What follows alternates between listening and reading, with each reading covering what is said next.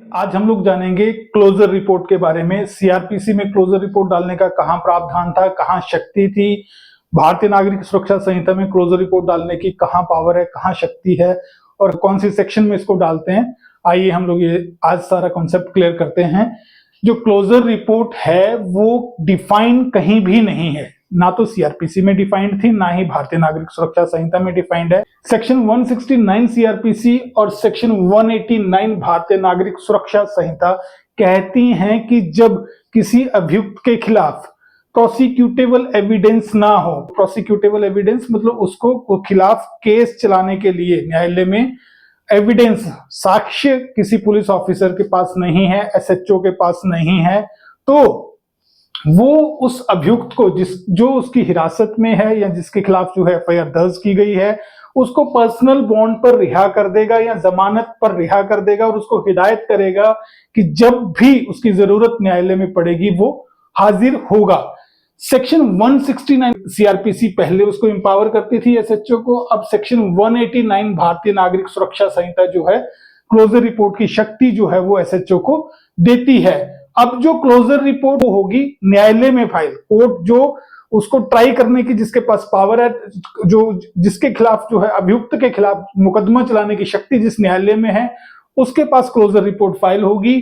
File कौन सी धारा में होगी? पावर तो 169 में थी क्लोजर रिपोर्ट की कि हाँ जिसके खिलाफ एविडेंस नहीं है उसको छोड़ सकेगा, लेकिन वो रिपोर्ट जो होगी, जो रिपोर्ट जाएगी न्यायालय को, वो जाती थी पहले सेक्शन 173 का पार्ट 2 था सीआरपीसी का, उसमें जाती थी। अब जाया करेगी सेक्शन 193 का पार्ट 3 है भारतीय नागरिक सुरक्षा संहिता का, इसमें जो है क्लोजर रिपोर्ट न्यायालय में पुलिस के द्वारा दायर की जाएगी किसी ऐसे अभियुक्त के खिलाफ जिसके खिलाफ उनके पास एविडेंस नहीं है उसको प्रोसिक्यूट करने के लिए। अगर आपको क्लोजर रिपोर्ट को अच्छे से समझना है तो आपको सेक्शन 189 भारतीय नागरिक सुरक्षा संहिता और सेक्शन 190 भारतीय नागरिक सुरक्षा संहिता पढ़ना पड़ेगा अच्छे से।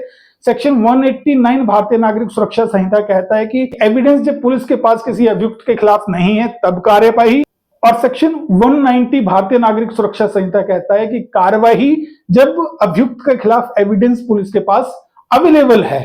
तो 189 में वो रिलीज कर देता है एक्यूज को जब एविडेंस नहीं है, कौन? एसएचओ। और 190 भारतीय नागरिक सुरक्षा संहिता में एविडेंस जो है एसएचओ के पास होता है। अब ये जो क्लोजर रिपोर्ट होगी वो कैसे फाइल की जाएगी? देखिए दो सिचुएशंस रहती हैं। पहली जो है हमने डिस्कस किया था सेक्शन 58 भारतीय नागरिक सुरक्षा संहिता, उसमें कहा गया है कि जब किसी अभियुक्त को गिरफ्तार किया जाता है तो 24 घंटे से ज्यादा उसको डिटेंशन में नहीं रखा जाएगा। तो ये जो पहले 24 घंटे हैं इसमें भी जो एसएचओ जो होगा उस एक्यूज को रिलीज कर पाएगा अगर उसके खिलाफ, अभियुक्त के खिलाफ उसके पास एविडेंस नहीं है, बेल बॉन्ड पे या फिर पर्सनल बॉन्ड पे। लेकिन जब कई बार ऐसी सिचुएशन होती है कि प्राइमा फेसाई लगता है कि जो अभियुक्त जिसको हमने गिरफ्तार किया है उसके खिलाफ जो है केस जो है वो फिट है, बनता है केस, तो पुलिस क्या करती है सेक्शन 187 भारतीय नागरिक सुरक्षा संहिता का आदेश जो है कोर्ट से प्राप्त करके उसको पुलिस कस्टडी में ले लेती है। अब वो अभियुक्त आपने लिया था पुलिस कस्टडी में, उसके बाद आपने भेज दिया जुडिशियल कस्टडी में। इस पीरियड के दौरान भी आपको एविडेंस एक्यूज के खिलाफ नहीं मिला, आपने प्रयत्न किया एविडेंस को कलेक्ट करने का लेकिन आपको एविडेंस नहीं मिला, तो फिर आप उस अभियुक्त के खिलाफ क्लोजर रिपोर्ट कब फाइल कर सकते हैं?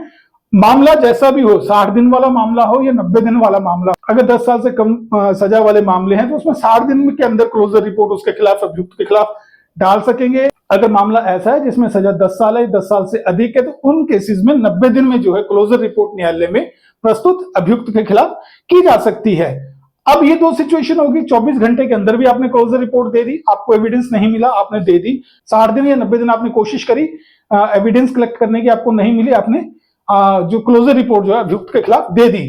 अब एक स्थिति और है जब 24 घंटे में भी आपने प्रयास किए, आपने आगे कोशिश करी, 60 दिन ले लिए या फिर 90 दिन ले लिए अभियुक्त के खिलाफ आपने कोर्ट से कस्टडी के उसके, और वो एक्यूज जो है 60 या 90 दिन में आप जो है चार्जशीट भी उसके खिलाफ नहीं दे पाए, क्लोजर रिपोर्ट भी नहीं दे पाए, तो वो क्या होगा? डिफॉल्ट बेल पे चला जाएगा। डिफॉल्ट बेल पे जब कोई अभियुक्त होता है तो उसके खिलाफ क्लोजर रिपोर्ट कभी भी दायर की जा सकती है, उसमें कोई समय सीमा नहीं होती। आप कभी भी जो है अन्य अभियुक्तों के खिलाफ चार्जशीट देते हैं और साथ में उसके खिलाफ क्लोजर रिपोर्ट लगा दीजिए, वो कोई इश्यू उसमें नहीं है।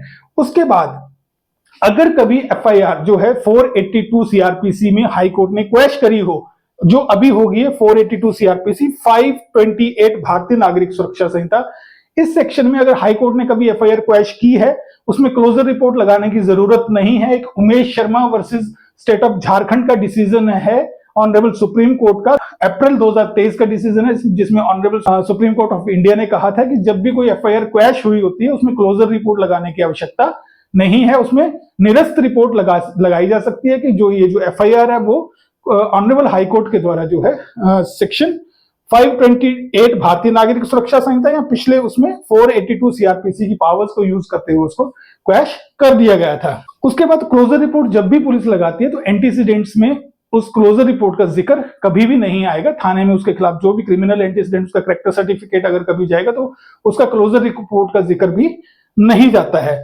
उसके बाद जब मैजिस्ट्रेट को क्लोजर रिपोर्ट फाइल करी पुलिस ने, तो मैजिस्ट्रेट उसको देखेंगे कि क्या रियलिटी में एविडेंस था या नहीं था। वो उसको रिजेक्ट भी कर सकते हैं और फर्दर इन्वेस्टिगेशन के ऑर्डर भी कर सकते हैं। इसमें एक ऑनरेबल सुप्रीम कोर्ट का डिसीजन है सरला वर्सेस टीएस विलू। इसमें ऑनरेबल सुप्रीम कोर्ट ने कहा था कि अगर मैजिस्ट्रेट को लगता है कि इन्वेस्टिगेशन फॉल्टी है, ढंग से नहीं करी गई है, तो मैजिस्ट्रेट या फिर जो कोर्ट होंगे वो फर्दर इन्वेस्टिगेशन के आदेश पुलिस को कर पाएंगे। लेकिन इसमें आपने एक इंपॉर्टेंट चीज ध्यान रखनी है, री इन्वेस्टिगेशन का आदेश ना तो मैजिस्ट्रेट दे पाएंगे ना ही कोर्ट दे पाएंगे। री इन्वेस्टिगेशन का आदेश ऑनरेबल हाई कोर्ट या ऑनरेबल सुप्रीम कोर्ट ही दे सकते हैं किसी क्लोजर रिपोर्ट फाइल होने के बाद। इसमें एक चीज और है, जब क्लोजर रिपोर्ट पुलिस ने फाइल करी तो उसमें जो विक्टिम पार्टी होगी वो प्रोटेस्ट पिटीशन फाइल करेगी कि इसमें जो है ये गलत, इसके खिलाफ जो है क्लोजर रिपोर्ट पुलिस के द्वारा फाइल की जा रही है। ऐसे केस में प्रोटेस्ट पिटीशन को देखते हुए, ग्राउंड्स को देखते हुए मैजिस्ट्रेट या कोर्ट जो है फर्दर इन्वेस्टिगेशन के आदेश पुलिस को दे सकते हैं और पुलिस उसमें फर्दर इन्वेस्टिगेशन करेगी।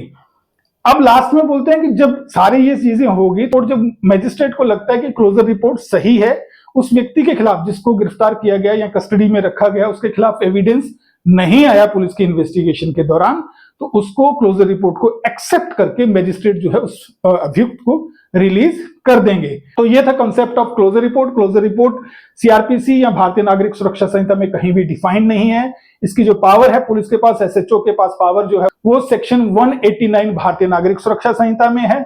क्लोजर रिपोर्ट फाइल कौन सी सेक्शन में की जाएगी, ये बहुत ज्यादा लोगों को कंफ्यूजन रहता है, तो आपने ध्यान रखना है सेक्शन 193 भारतीय नागरिक सुरक्षा संहिता में क्लोजर रिपोर्ट किसी मैजिस्ट्रेट के पास जो उस केस को ट्राई करने का अधिकार रखते हैं उनके समक्ष जो है क्लोजर रिपोर्ट फाइल की जाएगी।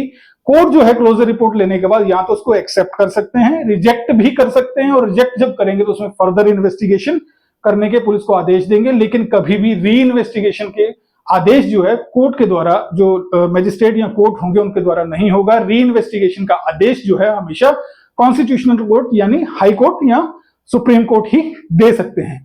तो मिलते हैं हमारे अगले वीडियो में। लाइक करें, सब्सक्राइब करें, ज्यादा से ज्यादा लोगों तक शेयर करें। जय हिंद, जय भारत।